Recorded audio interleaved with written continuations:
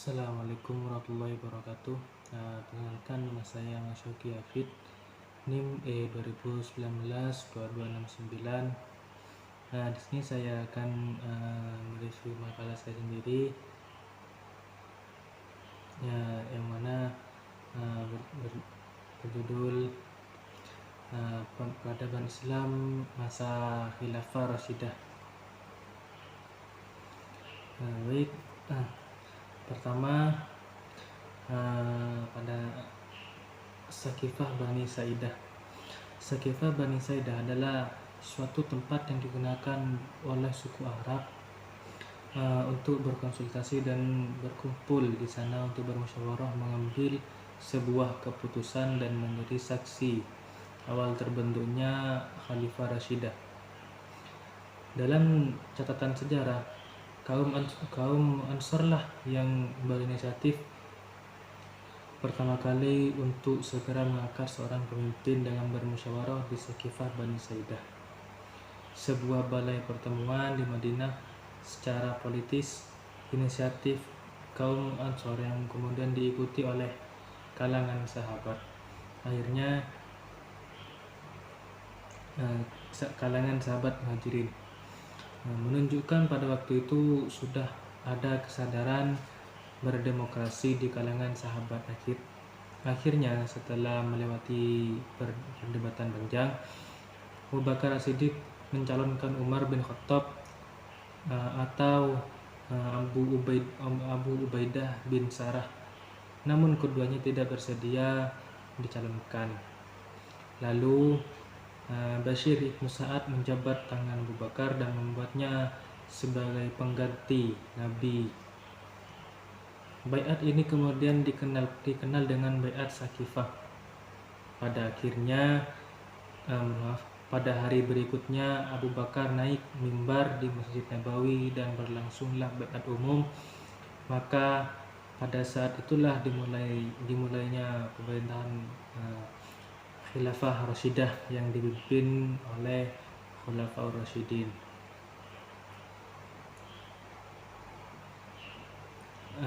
Terus yang kedua, sistem politik pemerintahan Khilafah Rasyidah. Sistem politik pada pemerintahan Khilafah Rasyidah, di sini letak perbedaan dari jenis-jenis pemerintahan yang satu dan yang lainnya adalah perbedaan undang-undang. Jenis undang-undang akan menjelaskan suatu karakter pemerintahan. Undang-undang adalah ruh bagi setiap sistem atau tatanan sosial dan menjadi dasar eksistensi. 4. Sebagai contoh, suatu pemerintahan yang menganut sistem kerajaan umumnya memiliki tabiat natural, yakni insting, yakni kecenderungan dan keinginan insting untuk menjadi arogan dan despotis.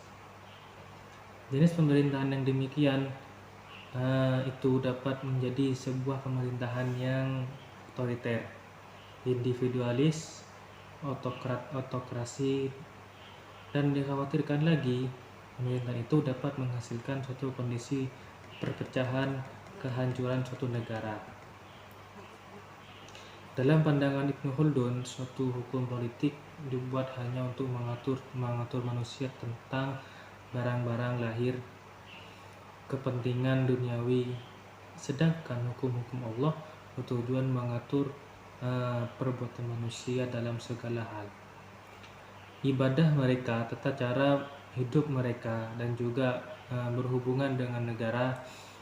Maka tidaklah dibenarkan suatu negara yang didasarkan kepada penaklukan dan paksaan, pemuasan dorongan, kemarahan, penaklukan dan paksaan, pemuasan dorongan kemarahan adalah hal tersebut karena hal tersebut dianggap sebagai sebuah penindasan dan penyerangan dan merupakan perbuatan tercela baik di sisi Allah pemberian hukum baik dari Allah, pemberian hukum maupun dalam pandangan penyelesaian politik. Yang ketiga, sistem pergantian kepala negara. Nah, sistem pergantian kepala negara di masa Khulafaur Rasyidin terbentuknya kekhalifahan dan bagaimana mengontekstualisasikan dengan pemikiran politik yang berkembang pada saat itu. Ada dua sistem pemilihan kepala negara pada masa sesudah wafatnya Nabi Muhammad SAW. Yang pertama, pemilihan kepala negara melalui musyawarah, dan yang kedua, pemilihan melalui wasiat. Tentunya masa Abu Bakar dan Umar bin Khattab. Al-ahlu al-halwa al-qad, sistem politik militer, terus ghanimah Utsman dan Ali, penetapan mushaf Utsmani, akar konflik politik dan teologi. Yang pertama, masa Abu Bakar As-Siddiq. Abu Bakar menjadi khalifah sejak tahun 11 sampai 13 Hijriah, atau 632 sampai 634 Masehi. Namanya Abdullah ibnu Abi Kuhafahat Tamimi. Di masa jahiliyah bernama Abdul Ka'bah, lalu ditukar oleh Nabi menjadi Abdullah. Kunyahnya Abu Bakar. Beliau kunyah Abu Bakar atau pemagi, karena dari pagi-pagi betul beliau telah masuk Islam. Gelarnya adalah As-Siddiq, yang mana yang artinya yang amat membenarkan. Beliau digelari As-Siddiq dikarenakan amat sangat membenarkan Rasul dalam berbagai macam peristiwa, terutama peristiwa Isra Mi'raj. Ternyata keislaman Abu Bakar paling banyak membawa manfaat besar terhadap Islam dan kaum muslimin dibandingkan dengan keislaman selainnya, karena kedudukannya yang tinggi dan semangat kesungguhannya dalam berdakwah. Selanjutnya, pada pemerintahan Umar bin Khattab. Pada masa Umar bin Khattab, beliau adalah Umar bin Khattab bin Nufail bin Abdi bin Abdul Uzza bin Riyah bin Abdullah bin Qurt bin Razah bin Adi bin Ka'ab bin Lu'ay. Itu nama panjangnya Umar bin Khattab. Abu Hafs Al-Adawi, julukan beliau adalah Al-Faruq. Ada yang menyebutkan bahwa gelar itu berasal dari ahli kitab. Setelah Umar memeluk Islam, maka kaum muslimin diliputi 10 ketenangan dalam menjalankan kegiatan mereka tanpa kekhawatiran akan bayang-bayang ancaman orang-orang kafir. Dikarenakan dulunya Umar bin Khattab ini adalah musuhnya orang Islam, dan sejak Umar Khattab masuk Islam, orang-orang kafir tidak berani untuk mengganggunya. Selanjutnya, ahlu al-hal wa al-qad. Mereka adalah orang-orang yang memiliki kualifikasi untuk bertindak atas nama orang muslim dalam memilih seorang khilafah. Dikenal sebagai ahlu al-hal wa al-aq, artinya kadang-kadang disebut ahlu al-aq wa al-hal. Dalam teori politik abad pertengahan, Fungsi utama mereka bersifat kontraktual, artinya mereka menyerahkan jabatan kekhalifahan kepada seorang yang paling berkualifikasi dan begitu diterima. Mereka memberikan baiat kepadanya. Mereka juga diberi kepercayaan memberhentikan khalifah apabila khalifah gagal memenuhi kewajibannya.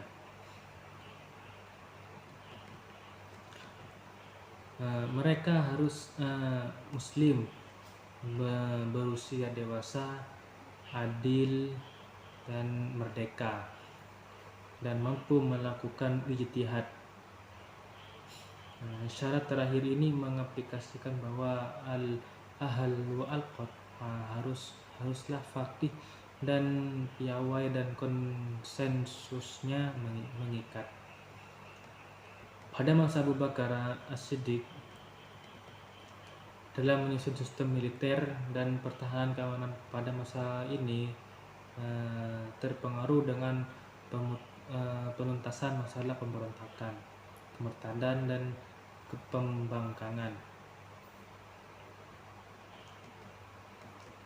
Untuk memerangi para pembangkang dan kaum murtadiin ini, Abu Bakar 10 membagi pasukan menjadi 11 brigade. Seluruh brigade di atas bertugas memadamkan pemberontakan bagian selatan Arabia, karena mereka adalah penentang keras serta gigih dalam memberontak dan cukup kuat bertahan dari gempuran tentara Islam. Setelah itu nomor 4 ghanimah. Selanjutnya ghanimah. Pada masa Abu Bakar As-Siddiq, untuk meningkatkan kesejahteraan umum, Abu Bakar membentuk lembaga Bait al-Mal, semacam kas negara atau lembaga keuangan.